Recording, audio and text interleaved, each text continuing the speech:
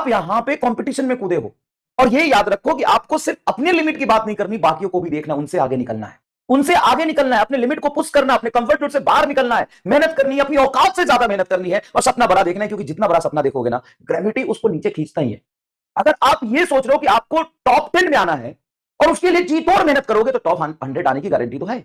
अगर आपने टॉप 100 आने की सोचा है, बहुत मेहनत करोगे, टॉप 100 में भी आ सकते हो, नहीं तो थोड़ा नीचे अटकोगे तो टॉप 500 में आ जाओगे। टॉप 500 की सोचोगे तो 1000 तक आओगे, टॉप 1000 की सोचोगे तो 500 तक आओगे। सिर्फ सिलेक्शन की सोचोगे तो उसमें भी दिक्कत आ सकती है।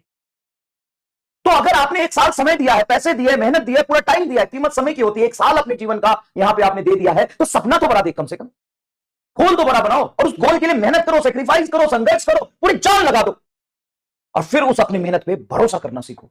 रो मत, अपनी मेहनत पे भरोसा करो। ड्रीम देखो कि मुझे इस कॉलेज में जाना है, मैं डॉक्टर बनूंगा ही और इसके लिए मैंने मेहनत किया और मेरा मेहनत सफल होगा।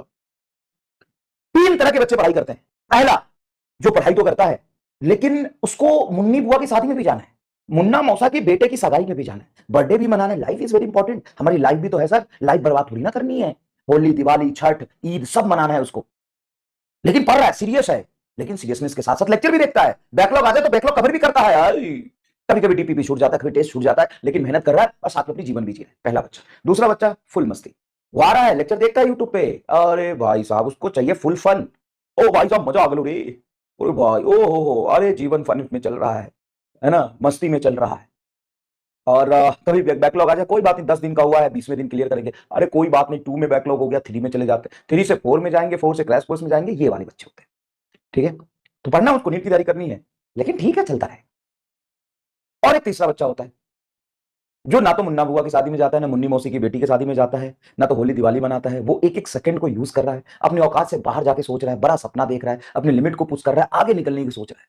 अगर ये सब आप करेंगे, अपनी लिमिट को पुश करेंगे, अपनी औकात से ज्यादा काम करेंगे, मेहनत करेंगे, सारी अपनी पढ़ाई को नहीं, लाइफ के सारी चीजों को मैनेज करेंगे, एक भी बैकलॉग उसका नहीं होता है तुरंत कवर करता है। जेन्युइन रीजन से अगर बैकलॉग आ जाए, सारे टेस्ट दे रहा है, सारी डीपीपी कर रहा है, सब टाइम पे कर रहा है, इस कैटेगरी में हो बता।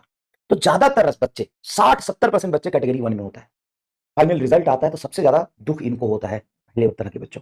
पढ़ तो रहे थे लेकिन थोड़ा थोड़ा लिटिल लिटिल इंजॉयमेंट की वजह से उनका लिटिल लिटिल रह जाता है।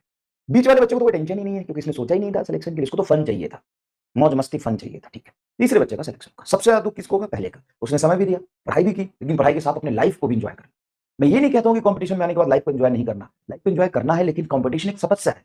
अगर आप पहले वाले बच्चे होते हो ना, तो बिल्कुल सही तरीका यही है पढ़ाई करने का, लेकिन इससे आप स्कूल की परीक्षा पास कर सकते हैं, बोर्ड पास कर सकते हैं, कंपटीशन नहीं। कंपटीशन में आपको खुद से ही नहीं, पूरी कम्युनिटी से आगे निकलना।